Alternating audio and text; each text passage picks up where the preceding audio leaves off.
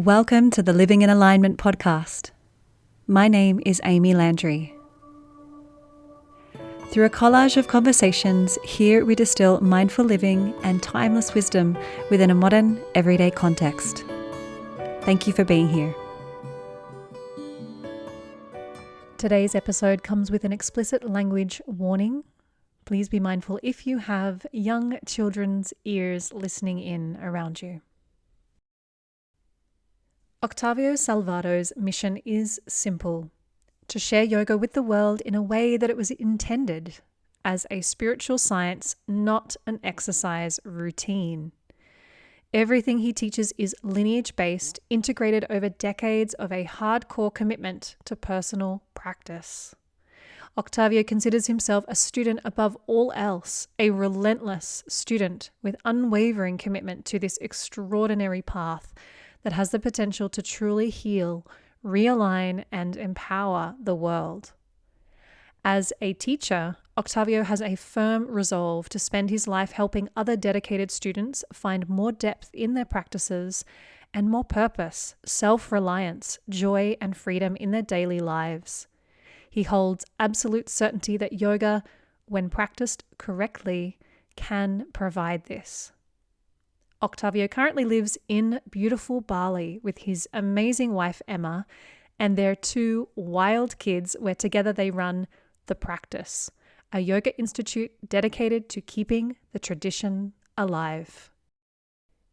If you would like to connect or study with Octavio, perhaps you are considering a yoga teacher training, or to simply deepen your studies, you can check out the website thepracticebali.com, or perhaps head over to their Instagram at thepracticebaliyoga.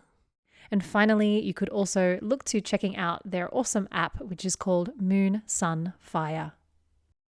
Octavio, thank you so much for joining me for a chat today. It's really nice to see you. Welcome to the podcast. Thank you very much. It's my honor and my pleasure. It's great to be here. Looking forward to chatting with you. Absolutely.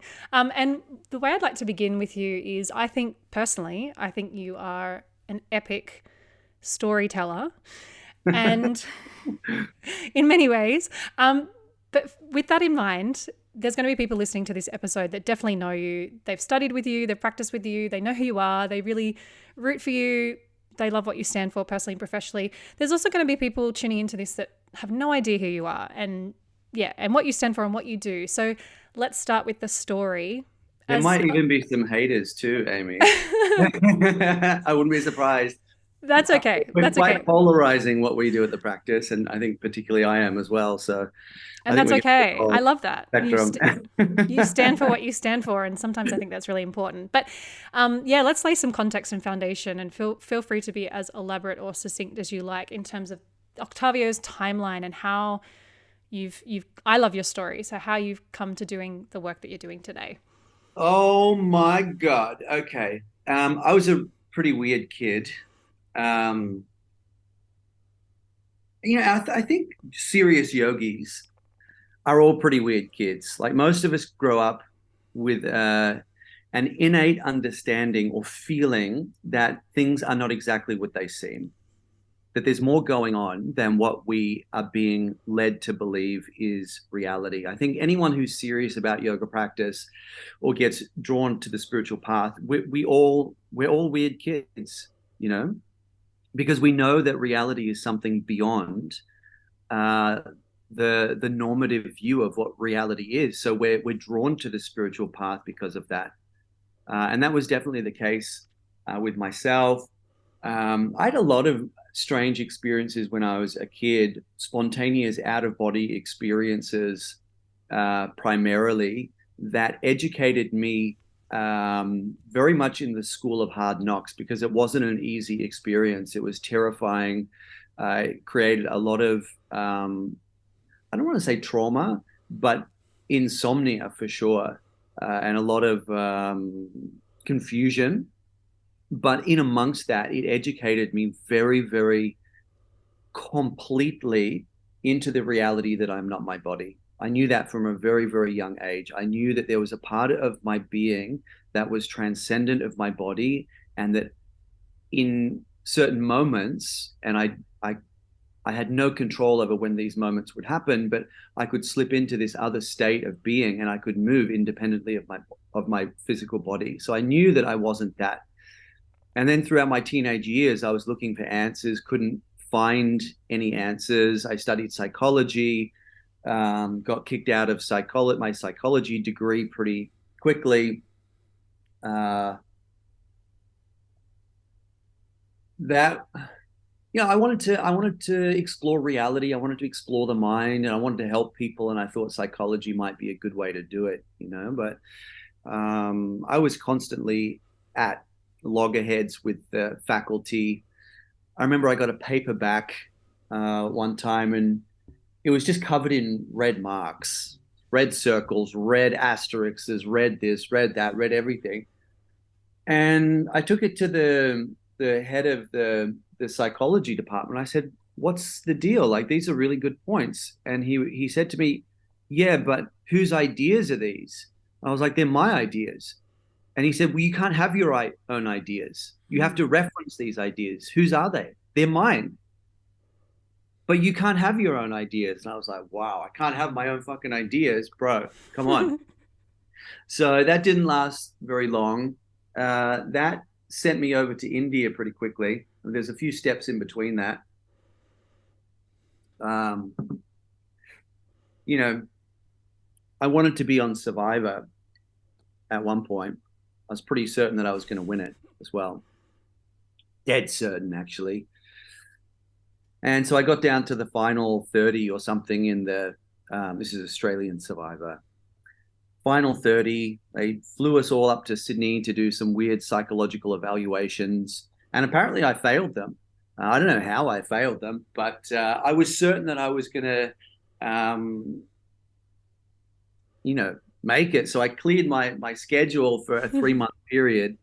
And then I got the letter in the mail saying, "Hey, thanks a lot, but you haven't been selected for Survivor."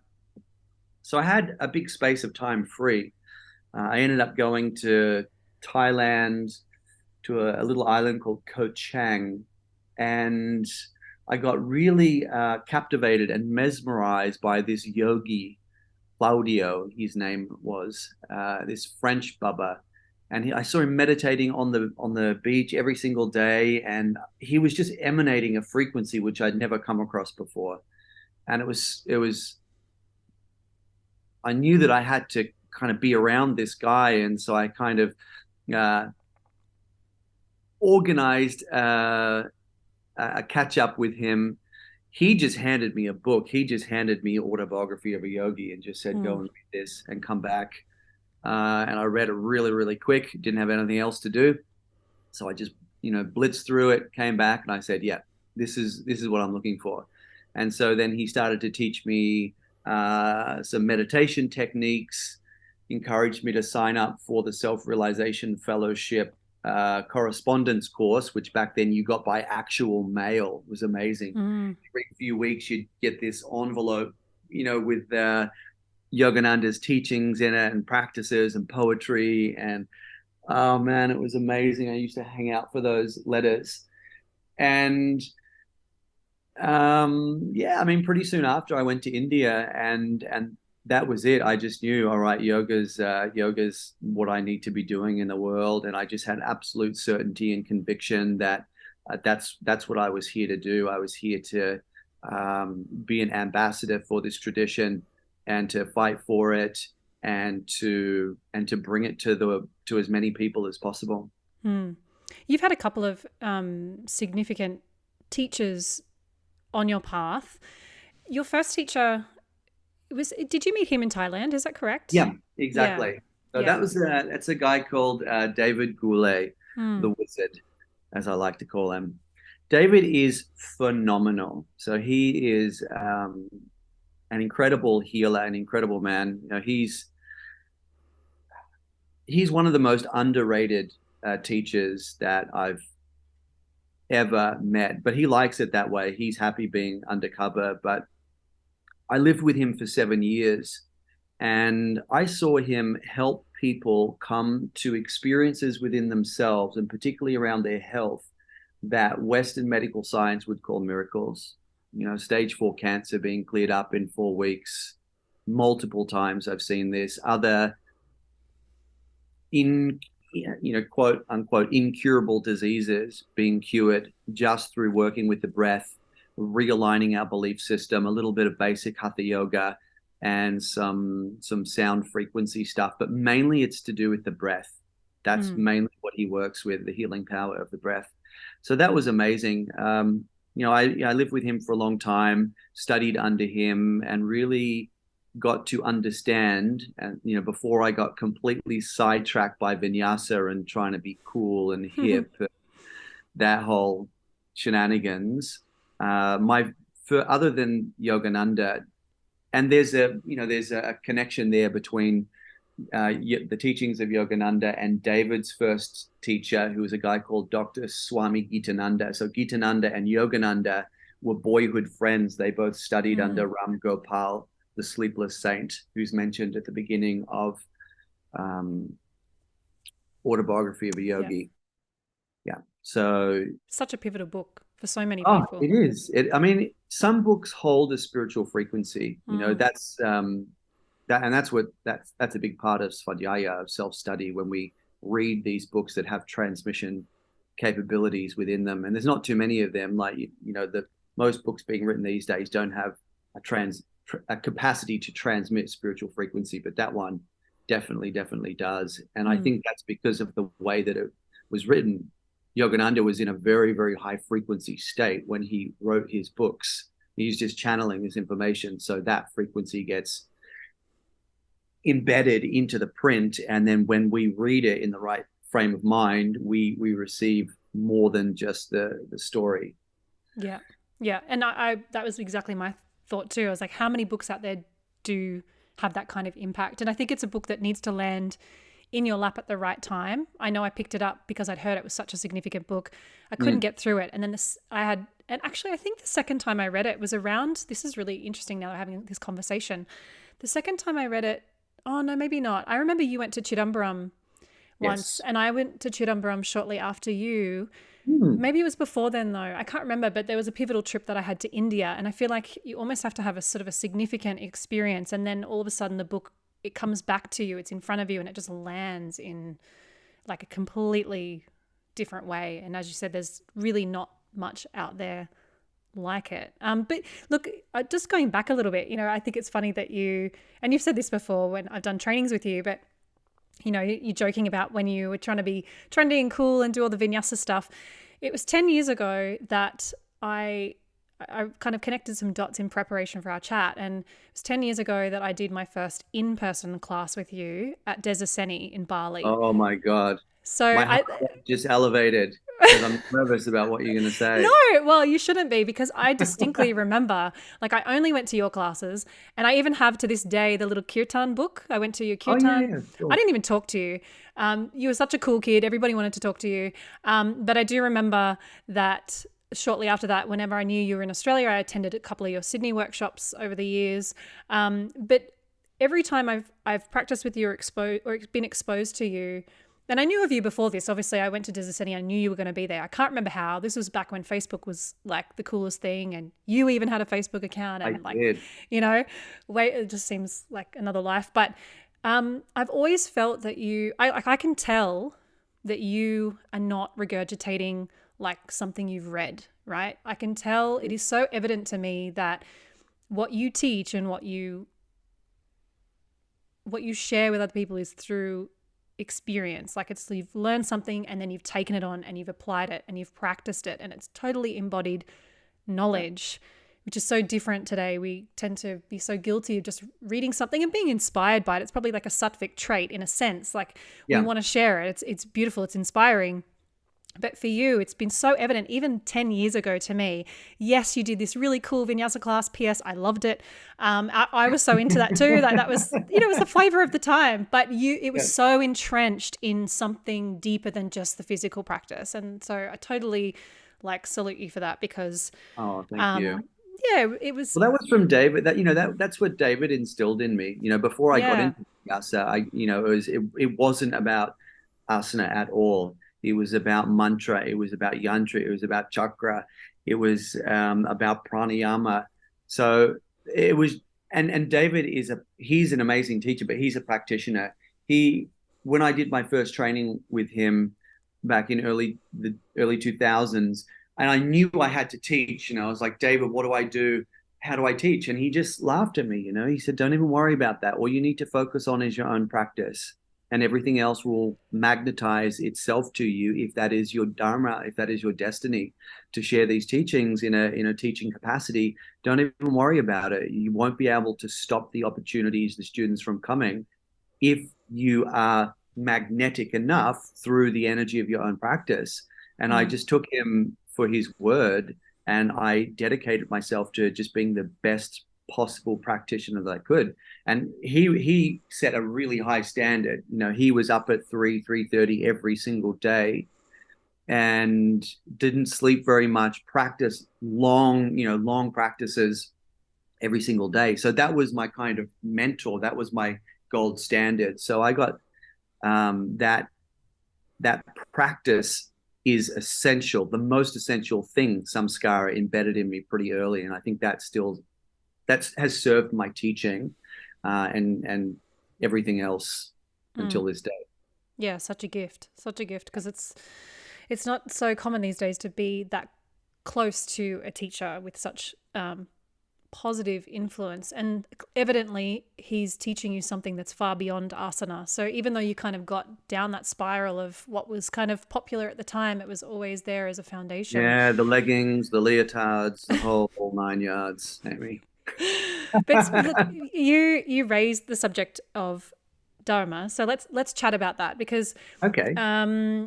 obviously, we could simplify it and say, like, this is our innate purpose. And I definitely think that you are evidently on your dharmic path, and you have a really great course, which I have personally done, Your Dharma is Greatness, which really holds the teachings of the Bhagavad Gita, the teachings of the Dharma that come through there.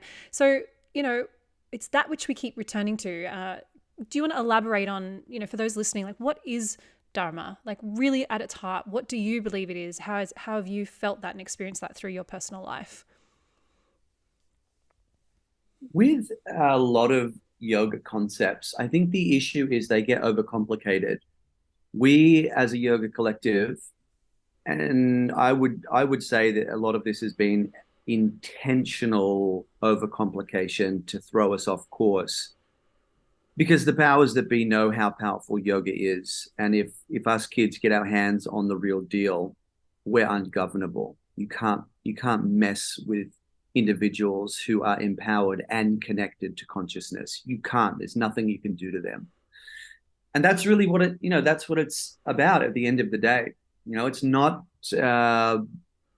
bells and whistles and rainbows and something that happens on a mountaintop and there's lightning and the God's hand comes down out of the clouds and all that sort of stuff. It's not that. Kundalini is not that. Samadhi is not that. None of that stuff is that. It's really down to earth, practical experiences that every single person who practices diligently and correctly with the right attitude can experience. And Dharma is the same thing.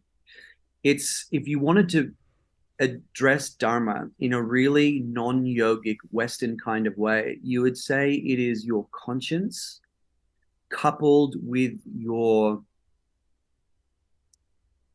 integrity to always show up in the world in a way that is aligned to your truth, regardless of the consequences and the opinions of other people. And it's that simple.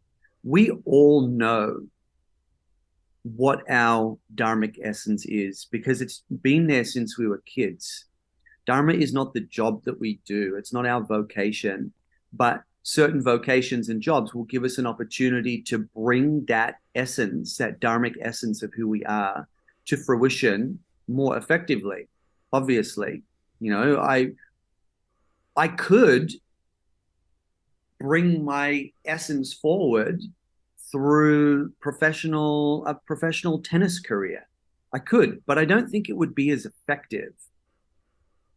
This is the most streamlined, most effective way for me to reach people and inspire them to access their own truth and stand for it and fight for it and not acquiesce to the status quo and to the normative way of living a life, which is average. We're kind of trained into this idea that mediocrity is the best thing we can shoot for.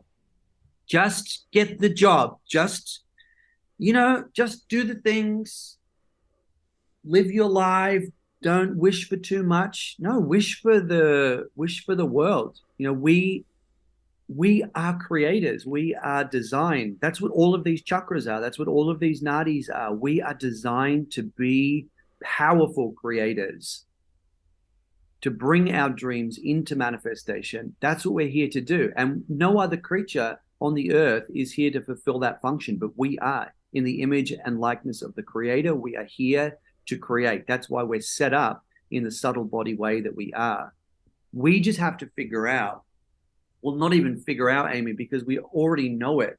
We just have to allow ourselves to embrace our own truth and then commit to living that truth fearlessly, no matter what, no matter what, no matter what. That's the mantra.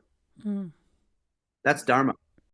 We collectively as a society are so conditioned to play it safe, meaning Yes. do what we're told or go along with the same ideas that this kind of majority have. It's safe.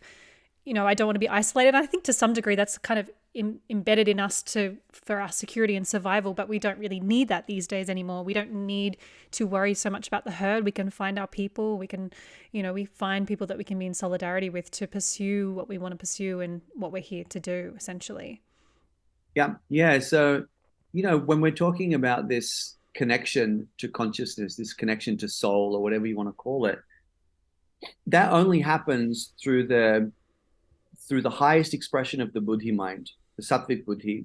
When we're operating from that place, all of our decisions are informed by consciousness. That is Dharma. That statement is synonymous with living a Dharmic life. But we're not trained into that. We're not trained to use our minds in such a way that we can operate from that level of the Sattvic Buddhi, of the higher aspect of Buddhi. We're trained in the lower aspects. We are programmed into using the lower degrees of Buddhi, which is one, just make decisions based on what is pleasurable in the moment. That's the lowest expression. Or two, make decisions based on what is going to be best for us in a broader sense. That's the playing it safe vibe. Well, if I say yes to doing this and following this mandate, then everyone's going to think I'm a pretty good person. I'm a good, strong pillar within the community because I said, yes, I will do that. That's not how Dharma operates. Dharma operates at the next level, which is I will do what I know is my truth, and I will do it no matter what you say, what you attack me with, how you shame me, ridicule me. I don't give two fucks about it. I am going to do what I know is my truth. You do your worst. And now within the yoga world, the issue is that only meditation sharpens and allows us to access that higher expression of Buddhi where we find the connection to consciousness. That's the issue with the modern yoga world these days. It's too fast, it's too hot, and I'm guilty of that in my younger years. I am, Amy, and I feel shit about that because I overstimulated a lot of nervous systems, not just my own, a lot of nervous systems. That is moving away from the highest expression of Buddhi because the mind has to be very, very calm to access it. But that, coupled with the complete absence of meditation in modern yoga classes, is a disaster. It means we are not facilitating dharmic living. We're just not, because you can't get there unless we meditate, unless we get into the higher mind. I think moving the body and this really heavy emphasis on dynamic, like when I say dynamic, I mean hard, fast postural yoga, is because people are afraid to face themselves, like to go inward and to be Just slow quiet. Like, down. it's Yeah. amazing how many people are uncomfortable with silence and with quietude. And, just so addicted to distraction and busyness. And I do distinctly recall, I can't remember, you must have mentioned it in a training or something, or even shared online. This is a little while ago, but that you started sharing advanced classes at the studio in Bali at the practice, and that you thought, people came along thinking they were going to get all this crazy advanced asana, and you're like, no, it's like it's the advanced practices of the yogic system. Like, Yeah, this it was is Raja Yoga. yeah, It was meditation. yeah, and I think it's brilliant. It's brilliant, and it's so important. And I think that's a real demonstration of the maturity of a yoga teacher to say, right, I've had enough. Like, because I've done it too. I've done all the hard fast teaching of vinyasa and the hot power classes. I've done that. I've been there. It's so boring to me now. And I think there's a maturation of a teacher, but also a maturation of the student when they're willing to go beyond that. They're willing to go, hang on a minute, this has served me, but only to some degree. What's next? And that's part of Dharma as well. Like, questioning, come on, what's beyond this? Like, what are we doing here? What are we ultimately doing? What's the point? Yeah. So I really appreciate and respect and admire like how you've really tried to do that within your community. Like, really reframe. Hello, wake up. Like, this is advanced practice. Like, come on in. Yeah. Like, give this a go, face yourself, really. But let's segue. So for the listener, we're going to talk about like 3 of the 4 aims of life. And this is really applicable to everybody because it's really the essence of the householder. And so let's talk about artha, which is wealth and prosperity. And again, in preparing for our chat, I thought about this. I thought, I have no doubt that you absolutely would have felt similar to what I did pre-COVID, in that anybody doing an online teacher training was just like, oh, what rubbish, like what madness. Why on earth would you do such a thing? And I'm sure back pre-COVID, online trainings were rubbish. COVID hits, everybody just has to go online, up their game. I did trainings with you during COVID. They're phenomenal because you are a phenomenal teacher. I don't care if people disagree with your personal beliefs. You even said it yourself, you can be polarizing, fine, but you can't take away the teachings. You can't take away that beauty, no matter what you think. It doesn't matter, regardless. And I think it's another sticky subject in the yoga community is wealth, is prosperity. People are so uncomfortable with that. And yet we know that when money ends up in the hands of people that like care enough about the world, we're going to circulate it and do good with it. And exactly. I even saw on the practice website, and I didn't even know this until this week, that you guys started maybe like a year ago, I think, an affiliate program. I'm like, whoa, that is far out. That is brilliant. Like, I have never known of a yoga school or teacher to do that. And that's so wise because it's such reciprocity to say thank you back to your community and teachers if they want to share and send people your way. But there's that circular, yet the circulation of the abundance there. And I think that's like super smart business move, because why not? Why not? Yeah, exactly. That's what we thought, and there's just an unspoken universal law that when we give, we receive. It's just a very, very basic understanding of the way that the universe works. The more we give, the more we open ourselves to receive. Yeah. And I think something that's really landed for me, particularly this year, is that, wealth and prosperity, whether it's financially per se, but also just this security of abundance of your lifestyle, this quality of life, is really a byproduct of being willing to step into your dharma, like being willing to pursue. 100% related. Yeah. And how have you found that particularly? Because I know that you, not just you personally, but everybody collectively, especially through the tumultuous, crazy years of COVID, it's been challenging. It's been challenging for people with businesses, and particularly for you, because you went online, but you also have like the bricks and mortar space. And yet at the end of the day, you have to remember that this is your purpose. This is your dharma. And you've really, it seems you come out the other side, like, and everything's on track and everything just seems really positive. So, what's your thoughts on that? Well, you would know this, Amy, that the word dharma means support. It comes from the word tri, which means to support. And the concept of dharma originally was a bigger concept, a broader concept that came under the heading of the Sanatan Dharma. Sanatan Dharma means the eternal law, the eternal grid. and it states that there is a dharmic grid. There is a thread of consciousness that connects all beings and all moments. And when we plug into that grid, we are not only informed by that grid, but we are empowered by it. Now, we see nature operating from the Sanatana Dharma all the time. And that's why nature is so compelling, so beautiful, so powerful, so precise. It's what gives the bees their stamina to collect all of that honey from 1,000 different flowers just to get a spoonful of honey. That takes some serious power to do that. The salmons, why don't they just kind of say, you know what, there's too many bears today, there's too many rapids, I'm just not feeling it, you know. But they do feel it. They can't not feel it. And they go hard up the stream against all of the odds. And they will die trying to get there because that is what the grid, the dharmic grid, is telling them to do. And that's what gives them their power. And it's the same with us. But the issue with us, Amy, is that we have a greater degree of free will. That was the gift that God gave to us. So we can choose not to plug into the dharmic grid, to the Sanatana Dharma. But we can also choose to plug in. That's what real yoga is about. It's about plugging back into the grid. When we do plug in, and as long as we stay connected to what we know is our truth, we will always be supported, because that's what Dharma means. We will always be provided for.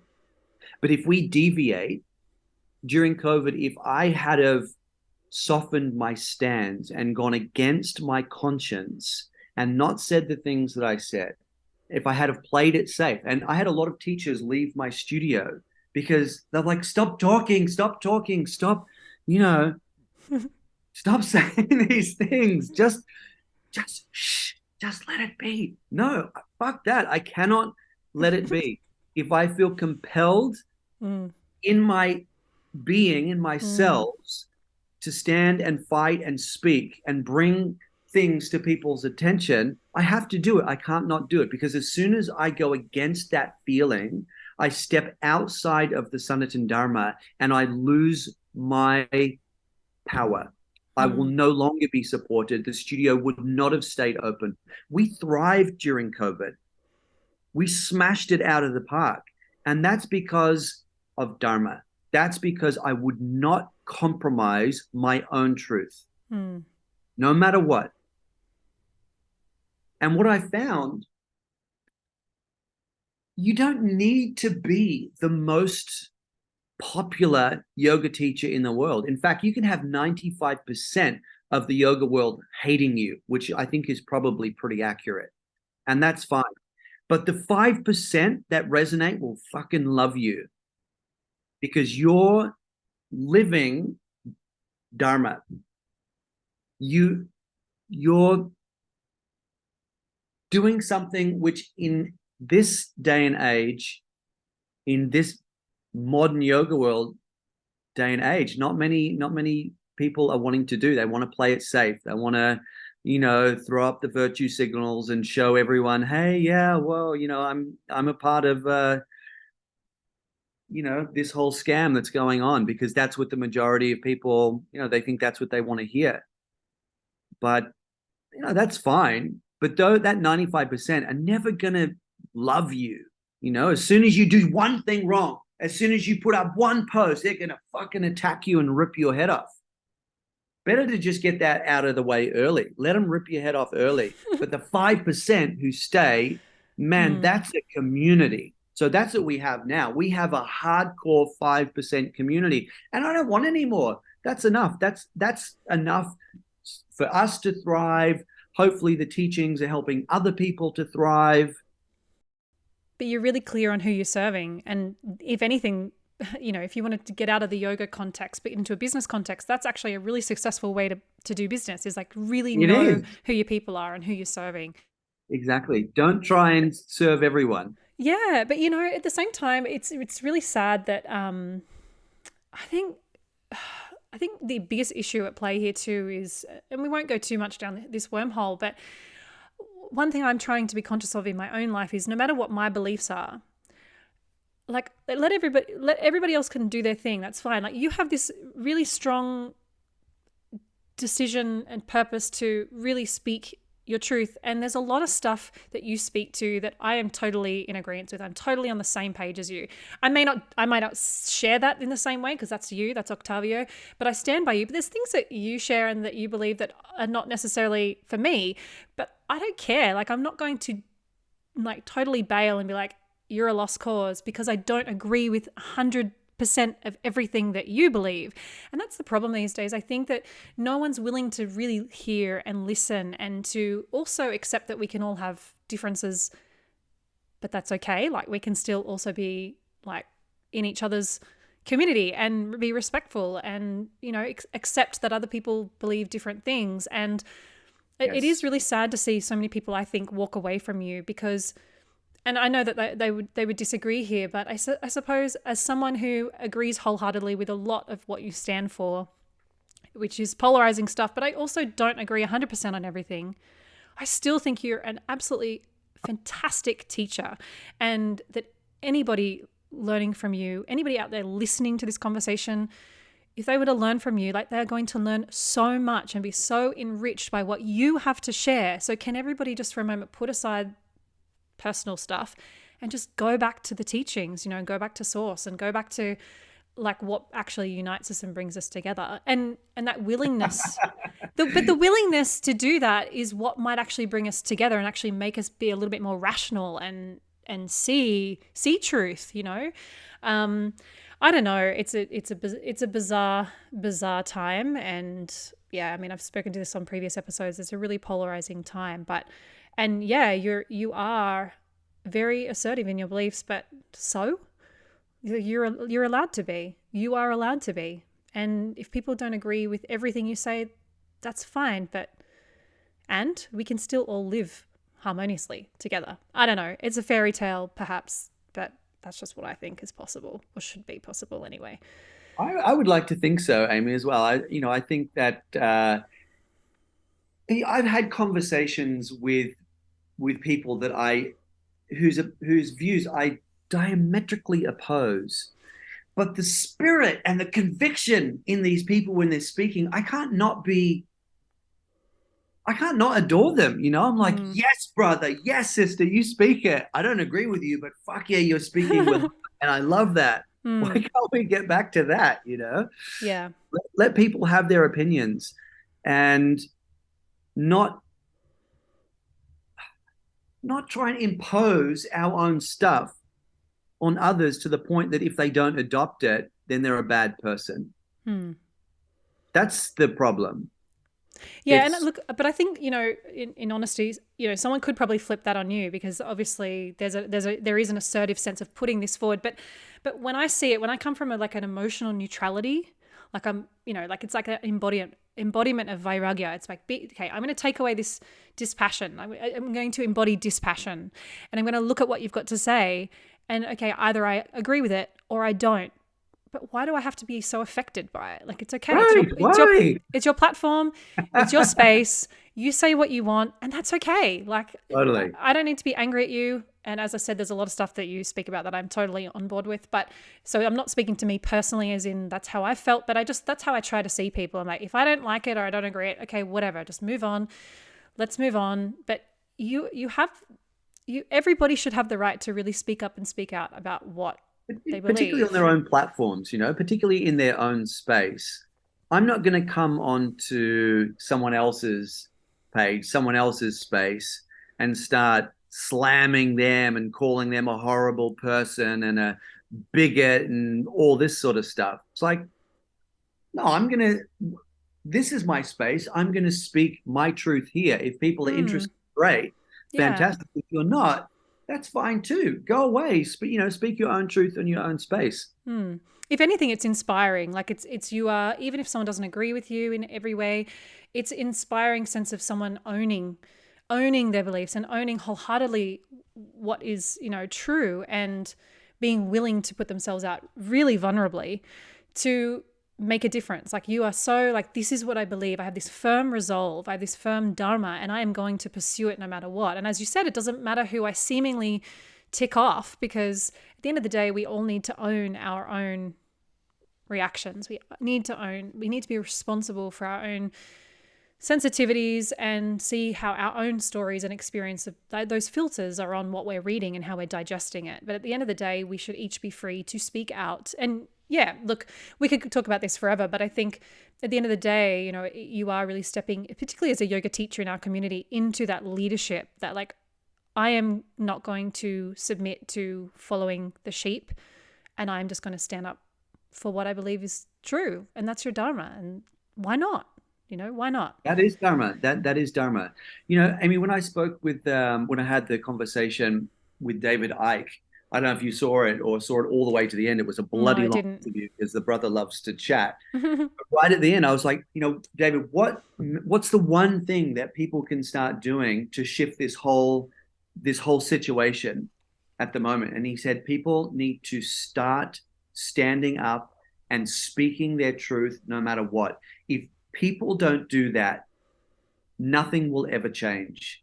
That is the first step on the path to freedom. Not you have to believe this, but you have to be willing to stand up and speak your truth no matter what. That's the beginning stage of freedom.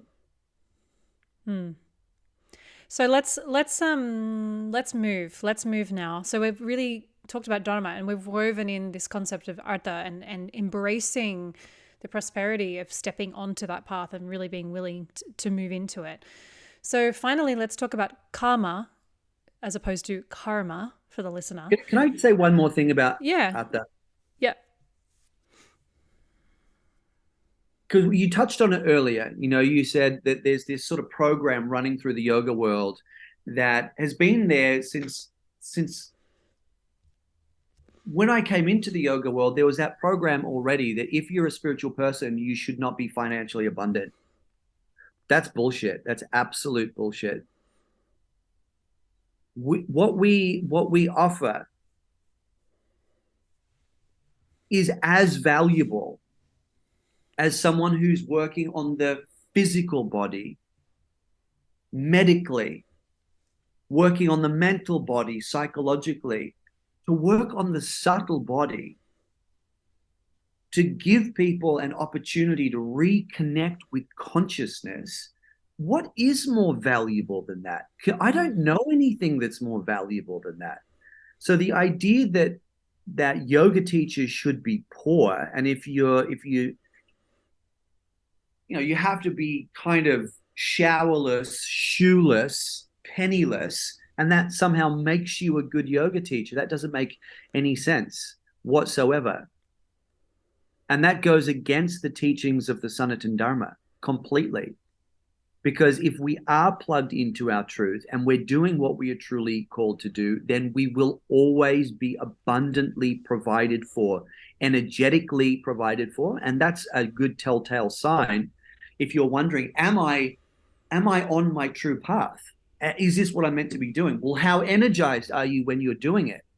Do you feel like you could just go on and on and on? And when you get to the end of the day, you're not exhausted. You might be blissfully spent, and you might, completely conk out at the end of the day, but you're doing it with a smile on your face and get up in the morning and you're ready to charge again.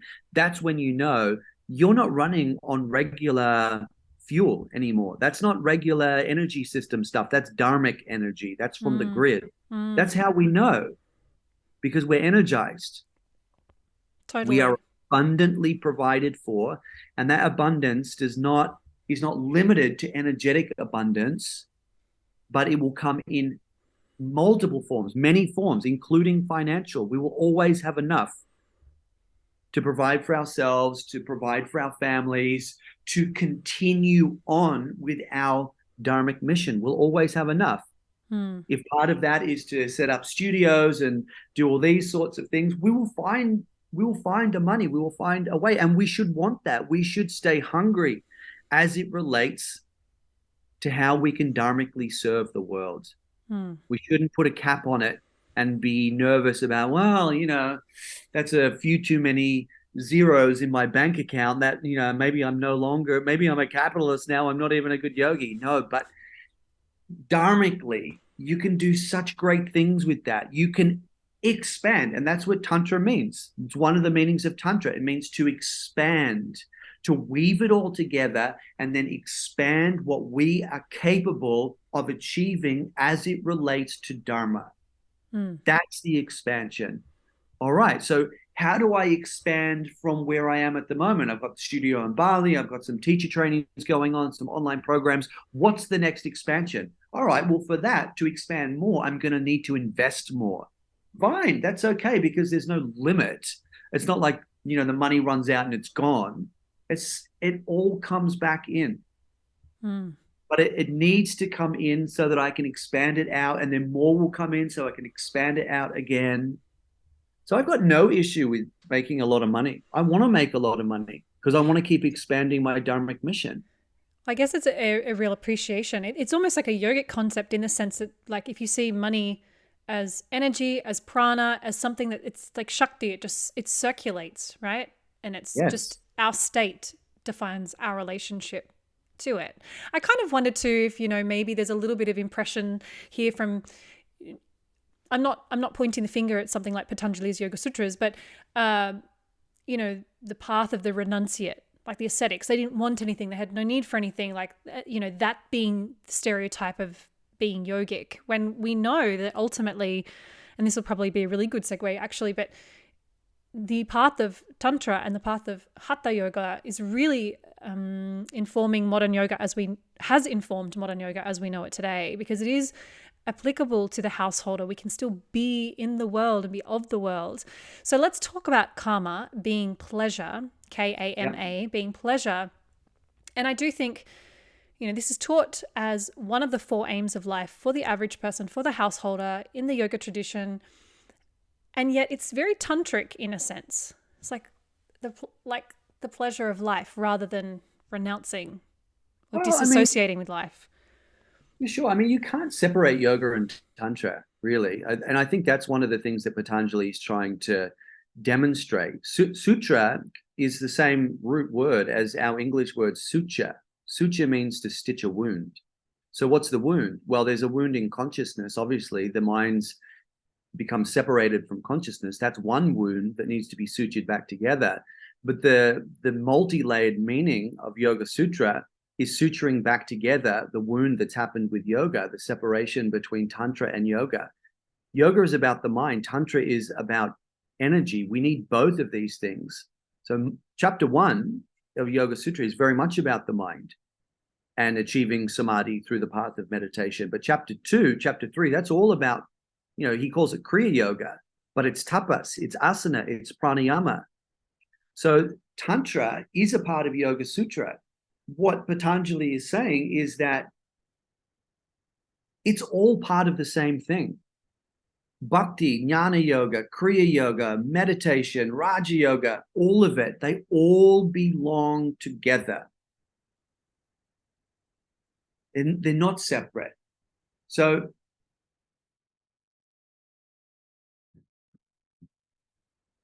I think that Yoga Sutra is very much a text that is applicable to exactly people like us.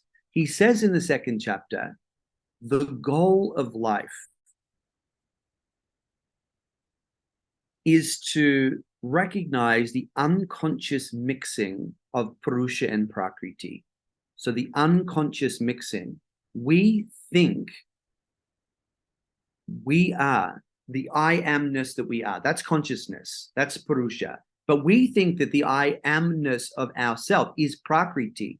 I am hungry. I am thirsty. I am angry. There's an unconscious mixing of our I amness. So then he says, all right, so once you recognize that, then you have to separate. You have to consciously separate Purusha and Prakriti. And through our practices, through our yogic and our tantric practices, say, this is mind, this is consciousness right here. And this is energy right here. And then when we do that, after we've consciously separated, then we can consciously bring them back together. And the result of that is bhoga, pleasure, and apavarga, freedom. We live in the world in a way that is always free, free of fear, free of confusion, free of doubt, free of the fear of death, and always in that state of joy, of fulfillment, because we know that there is an aspect of our being that is transcendent. So even in Yoga Sutra, Patanjali is telling us that the point of life is not to transcend it, but to be able to transcend it at will, but also weave it back in to a pleasurable life marked by joy and freedom. So Well, yeah, even Patanjali, who often I think gets unfairly treated as a kind of bit of a yoga stiff, like, oh my God, so rigid, these teachings of Patanjali. They're not rigid, not if you really get into them. He's saying, yes, life is about joy and pleasure. Get into that stuff. But first, we have to separate. This is who I truly am. This is Purusha. I am eternal. I am free. And this is Prakriti. This is my life. This is my personality. This is my body. These are the roles that I play in society. I am not those things. I am consciousness experiencing those things. And when we can unify Purusha and Prakriti, of course there's going to be pleasure. How could you not have a pleasurable life when you know that you're eternal, when you know that you're free? That's a shift in perception, isn't it? Of course. Where the fear evaporates. The fear evaporates. I love that. Yeah, and I appreciate that very much, because it's ultimately, isn't that what we're doing when we're practicing yoga? Like, what are we moving toward? How are we trying to shift our perception of the world, of life, of existence? And I think that's what's so beautiful about Tantra as well. Gosh, you've been having this conversation for years, but we know most people, hopefully tuning into this, know that Tantra is not all about sex, and that's not even a little bit. No, I mean, there is It's obviously a minuscule. Yeah, exactly. But it's not. And that component of Tantra is for those who are initiated, those who have stabilized the mind and stabilized the senses, those people that are going to be involved in intoxicants and sexual activity. It's Tantra's become one of those things where either people are it's a polarizing thing, particularly in the West. Either people don't want to have anything to do with it because they think it's about sex, or they've commodified it and made it this neo-tantra that's all about sex and sensuality and totally disregarding everything else. And it's kind of a mess, really. And it's really sad because it's an absolutely exquisite, well, I shouldn't say path, because there are many systems or sects or paths in Tantra. Yeah. But actually, well, let's talk about that just briefly for a moment. In your personal experience, because, in terms of how you teach and what you teach from, you've had a background, a path of Kriya Yoga, Tantra. Many of these systems and traditions have kind of culminated in what you teach now. And you often, share that you teach Tantric Hatha Yoga, but Hatha Yoga is also something that is completely misunderstood. Everyone thinks it's just kind of a style of yoga. There's a studio, I read a description that their Hatha Yoga classes are a fusion of restorative and yin. And I thought, wow, they're just so far removed from the truth. It is so sad. I mean, Hatha is a path, but elements of Hatha Yoga can be taught, like, let's say in a class setting, can be practiced in daily life. It's very practical, postural, physical, more so than probably any other, historically speaking, yoga system or path. Yeah. So, all right. So I'm going to hand it to you. Like, can you tell the listener, like, what are the defining elements or principles of Tantra that can be woven into everyday life, and the defining elements of Hatha Yoga as we might experience them and see them in a genuine, let's say, Hatha Yoga class or setting? Because you teach it, and you've got this beautiful methodology as it integrates prana. You teach it in terms of mudras and bandhas and all that kind of stuff that's so lacking from everyday classes. So Hatha, Tantra, what on earth are they? Okay, well, Tantra, the centralmost theme of Tantra is the sacred fire. If the sacred fire isn't there, then it's not Tantra. That's how you know all of this neo-Tantra bullshit is completely fraudulent. It's got nothing to do with actual Tantra. I don't know what that is. I would advise everyone to stay the hell away from any kind of tantric sexual practice because it's all nonsense. The real sexual aspect of Tantra, like you were saying, Amy, is reserved for hardcore initiates that have already mastered their Shakti and mind on every single level. Plus, it means that you are saying you're no longer interested in having a normative human experience. You now want to be one of the outliers. You don't want a job. You don't want a normal relationship. You're going way off the deep end. Now you're You don't want talking to be about famous. spirits. No, now you're talking about working with the themes of death and spirits and, like you said, intoxicants. And it's not something that we need to bother with, because if we master our own energy and our own minds, our own Shakti, then everything that we do will be infused with consciousness. You want to organize your bodily fluids? Oh, okay, then just work with your own mind and your own prana first, and then your body will follow. If you want to orgasm or not orgasm, that comes down to a clear mental choice and mastery over your own energy. You don't need to go to some tantric orgasm workshop to figure that stuff out. We just need to meditate. We need to do real practice, real hatha yoga, real meditation, and then master our minds and energy. And then everything we do is infused with consciousness and super high vibrations. So that's my little riff on the sexual side of Tantra. Stay away from it. It's nonsense. So Tantra, the centralmost theme is the sacred fire. I tell people that Emma and I went to a Tantra retreat for our honeymoon, because we did. We went to a 2-week Tantra retreat. And people were like, oh, wow, I wonder, got up to. We got up to the sacred fire. We did fire ritual, Rudra Yaga, every single day. Amazing. Every day.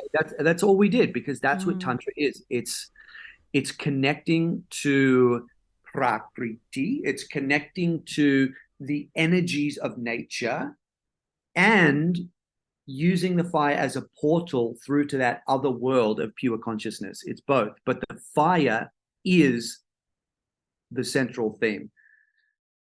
So Hatha Yoga is a substream within Tantra, and it's a lower substream. It's a tantric practice, but it's a preparation practice for the higher paths within Tantra. Sri Vidya would be one, Kashmir Shaivisms, things like that would be another. There's many of them. These are the higher practices, the higher paths within Tantra. The sacred fire is still the central theme within them. It says, and we know this because it says on the first page or the first verse of Hatha Yoga Pradipika, it says, Hatha Yoga is the ultimate stairway for those who want to ascend to the highest experiences. And in the version that I have, Swatmarama calls that highest experience of yoga Raja Yoga. That's what he calls it. But it's a higher path. It's a meditative path, ultimately. Hatha Yoga is the ultimate stairway. So Hatha Yoga is not just asana.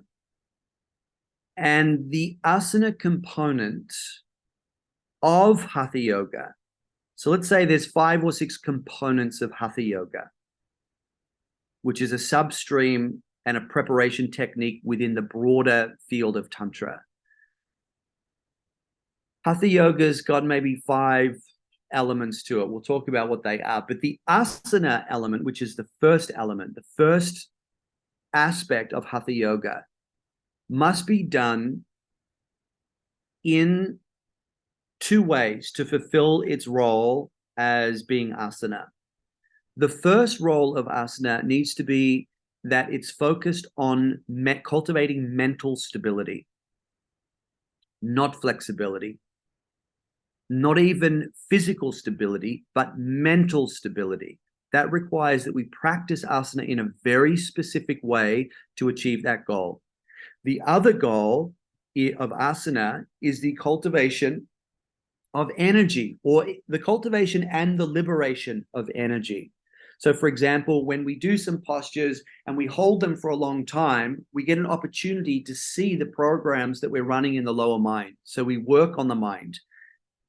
And we have an opportunity to step back and practice being the witness as those lower mind things come up for us to be viewed. Now, at the same time, if we're holding, let's say, a lateral pose and we're breathing into the side body, what are we doing there? We are liberating stagnant energy that has become stuck and lodged and stagnant in the peripheral nadis of the body. That's why when we come up out of a big lateral, if we've held it for long enough and done correct breathing within it, we come up and we get this big booming field of energy up that side of the body that was open. Now, that builds a mental focus. It helps to develop a very, very clear mind, but it also makes our energy very, very robust. What's happening these days with asana is that one of the things is, it's too fast. So the mind doesn't get an opportunity to become more stable, but the opposite. But it's too sweaty as well. It's too hot. The sweat is the externalized prana.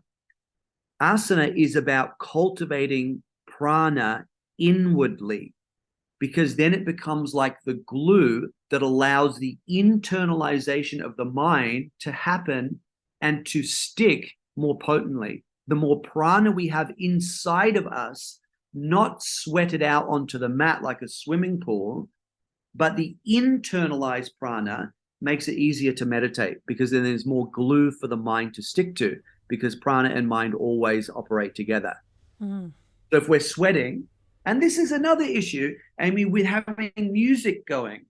What is music? It's an externalization of the senses. So externalization of the senses and sweating go hand in hand. If your mind is outside of your body, your prana will move outside of your body via sweat. No music and no overstimulating. We want to liberate stuck energy through asana and build prana internally. By doing that, we then are able to transcend body identification. Now we're starting to talk about Tantra. Asana isn't about deepening the connection with the body. It's about transcending the limitations of 3D reality, aka the body. So that's how asana needs to be done to tick the box of being one of the limbs within Hatha Yoga. Then we have Kumbhaka, breath retention. Then we have Bandha. And this is all working based on the pre-established prana that we have cultivated and liberated through asana. If we've sweated it all out, what can we do? We've got no prana to work with. So once we've cultivated energy through breathing, through the liberation of stuck energy via different orientations of the body, then we start to shape it with breath retentions, with bandha, with mudra ultimately, and then with kriya meditation practices. That's all Hatha Yoga. And the ultimate goal of that, because it is Tantra, is the cultivation of the fire, which in Hatha Yoga we call Rudrani, in the navel center specifically. That navel fire, so Rudrani is what you would say is the technical name for Kundalini activated at the navel center, born of the fusion of the Ha energies, the solar energies in the chest, that's where we get the sound Ha, and the Tha energies in the pelvic area, which are our lunar energies. Through different mudras and different kriyas, different bandhas, we fuse the Ha and the Tha energies together into the navel, and that's the Hatha. Hatha, as one word, means to strike. we're bringing two energetic forces together, one from the chest and one from the pelvic area together, that usually wouldn't meet, because the solar energies will usually move upwards. The lunar energies, the thigh energies, the pelvic area will usually move downwards. In Hatha Yoga, we force them, strike them together. That's what Hatha means, into the navel to cultivate Rudrani. Rudrani is a psychic fire. It's a pranic fire that melts the karma connected to the lower three chakras. That's the stairway that Swatmarama is talking about. Once we use that fire, liberate the stuck energy, the karmic impressions of the lower three chakras, our fear, confusion, doubt, worry, anxiety, all of that shit. Once that is mitigated and liberated, then and only then can we start to climb the staircase and access the higher chakras, the higher mind, and the higher practices and principles of Tantra and of yoga. That's what Swatmarama is saying. This is the ultimate stairway. Rudrani is what gives us access to that. So if you want to know what is real Hatha Yoga, if there isn't a focus on Rudrani, using bandhas, mudras, and Kriya practices, not asana, because you can't get into the subtle body that deeply with asana. Asana is just the preparation to get some prana moving, give you something to work with. So if our Hatha Yoga practice isn't using bandhas, mudras, Kriya practices to cultivate Rudrani, it's not Hatha Yoga. It's not. You shouldn't call it that. It's not yin combined with whatever else you said. Restorative. Yeah. Which, you know what? And that's really unfair on yin yoga, and it's actually unfair on restorative. Like none of them. They're both cool. They're both great. And they serve a purpose for sure, but they're not Hatha yoga at all. And it's really sad that, this is not common knowledge within yoga teachers, and if it's not restorative meets yin, then Hatha yoga is like a gentle, static, kind of easy, beginner friendly asana practice. And it's like actually exactly what you said. If you look at the Sanskrit translation of Hatha, one of the terms is force. It is forceful. It's a dynamic, intense path. It's for people that are really serious, and also in some respects more private about their practice, because they're going inward, because as you said so perfectly before, it's not this practice that's kind of pulling you outward into the world. It's one that's initiating this inward path and a trajectory beyond, classic asana. And it's just beautiful. Like in Tantra and Hatha Yoga, we see that it's believed that the body contains like the entire universe in this microcosmic form, and that, we have this inner temple. We need nothing but ourselves. All the work, all the altar worship, it can be done internally. And that's spectacular. Isn't it? So speaking about teaching, let's talk about teaching. Let's close with this. Go on. Integrity as a yoga teacher.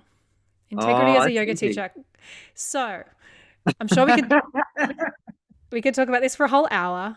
But what do you personally believe, like, because you teach a lot of teachers, you are a teacher of teachers, and you are, in my experience, an excellent teacher. And so what do you believe are the defining sort of key elements, actions, or qualities that a student needs to seek out in a teacher, or anyone listening, if they are a teacher or doing teacher training, what they're looking to cultivate?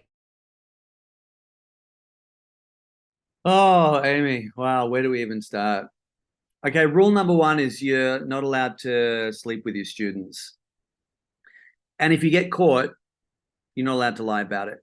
Not mentioning any names, but I would say that is the fundamental rule of integrity as a teacher. So many male, and I don't mean to gender stereotype, but it tends to be men. It's true. But male teachers tend to fall from grace in India and in the West, and we can forgive people for just feeling so confused and messed up about the role of the teacher and the guru.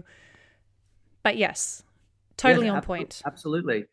And this is a problem with not having enough meditation in the yoga world, because if it's just the cultivation of power without self-awareness is the most corrupting agent that there is in this world. And that's what we're dealing with at the moment. That's why we need to swing it back the other way. That's why advanced practice has to be meditation, because that's what we need as a yoga collective. So that's the first thing. And sadly, you'd think that that would be pretty evident and obvious, but unfortunately, in today's world, it's not. And I think you come back to that whole conversation again about power and fame. It's just fueling, yeah. Yeah, don't want to be famous if you want to teach yoga. Want to teach yoga for the yoga tradition and for humanity, not to get famous. There's no part of me that wants to be a famous person. There's no famous yogis that I look up to and would want to aspire to be like, not a single one. The ones that I aspire to be like are the non-famous ones, because they're the ones that are making a real difference in the world. For sure. Yeah. So what do you look for in a teacher? Well, obviously I would say someone who is clearly living their truth, whatever it is. I think that has to be a key part of it. They have to be a hardcore practitioner, first of all, first and foremost. As teachers, it's easy to fall into the trap of being like, well, I'm teaching so much, I really don't need to practice. That's a trap that will also lead to a lot of imbalances as well. And it will detract from our own magnetism as a teacher. Practice is the key to everything. So if you want to find a great teacher, you have to find a great teacher who's a great student and a great practitioner first and foremost. Someone who always is dependable, always does what they say they are going to do. Someone who is living their truth, not sleeping with their students. And I would say someone who is living their practice off the mat as well. You know, like what are they like as a husband? What are they like as a father? What are they like as a wife? What are they like as a member of the community? It's one thing to be extraordinary when you're at the front of a classroom and captivating and compelling and all of that, but what do your kids think of you? What does your wife think of you? How does your yoga translate off the mat? That's something that I think is really, really important. For sure.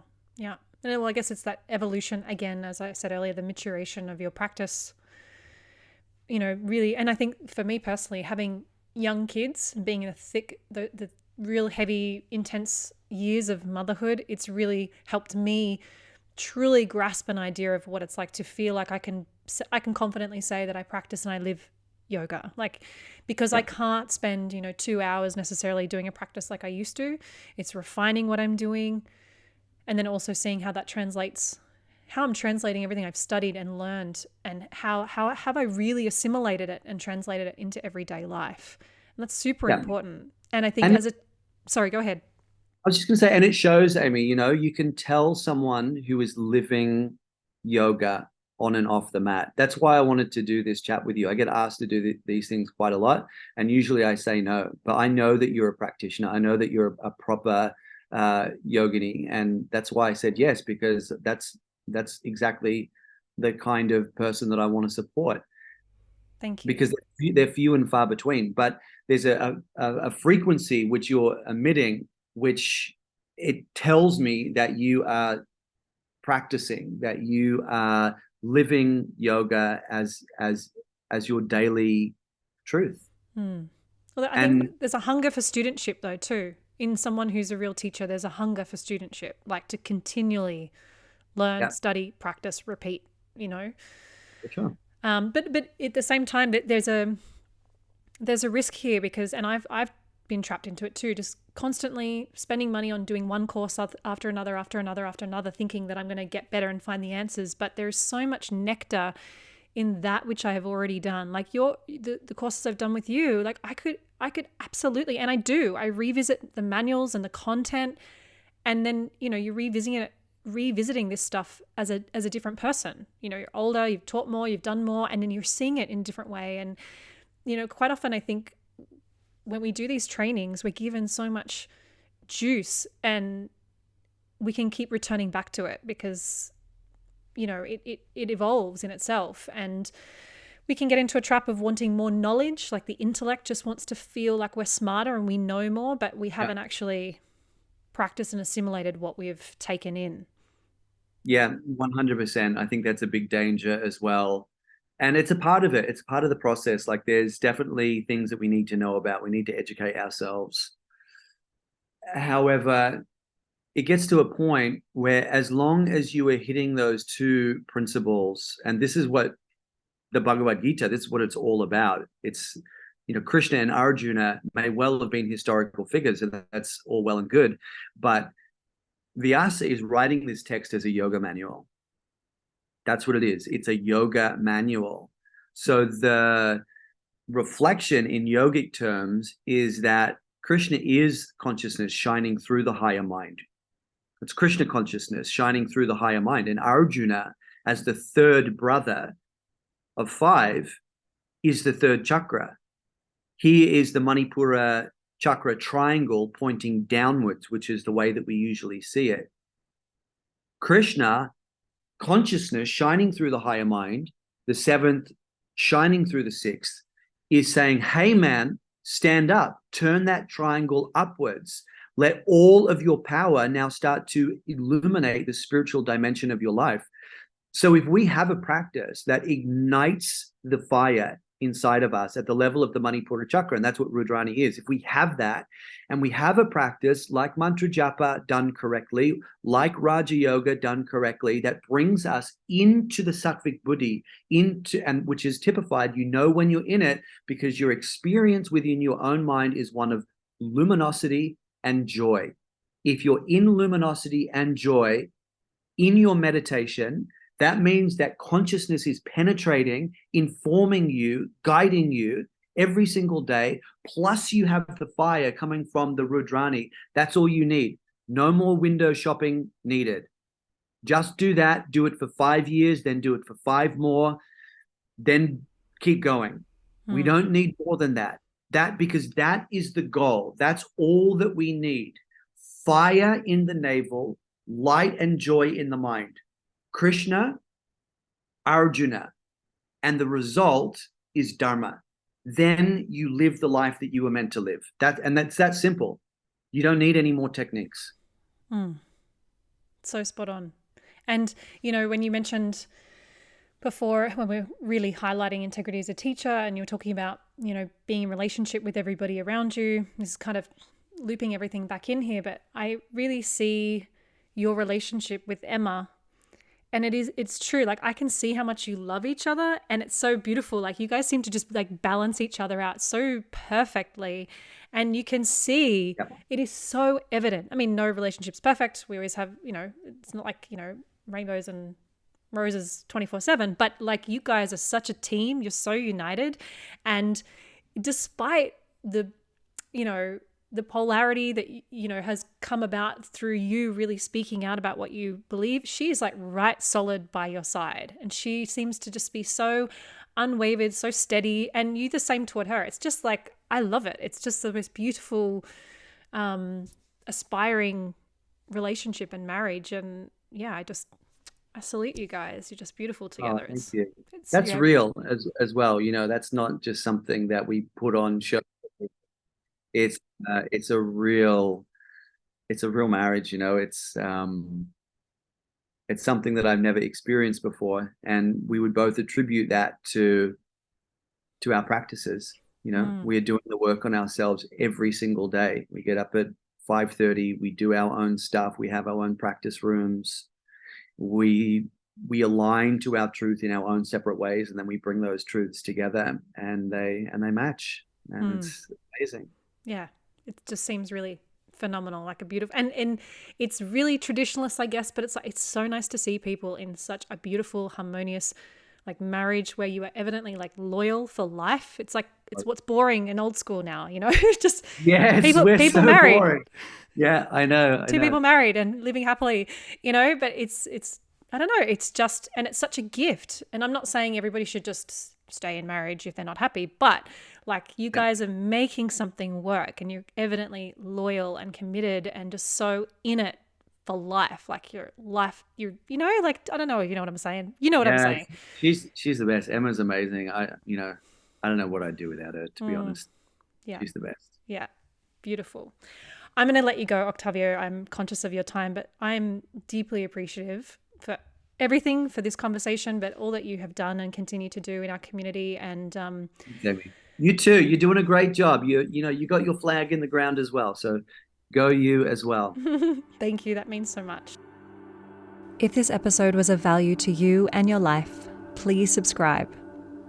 And if you can think of someone who would benefit from this dialogue, please do them a favor and send it their way. If you feel called, hop on over to iTunes and leave a 5-star review. This is the best way to get these conversations into the ears and hearts of our wider community, to those who need it most. You can find me at amyelandry.com or over on Instagram at amyelandry. May we all move a little closer to a life living in alignment.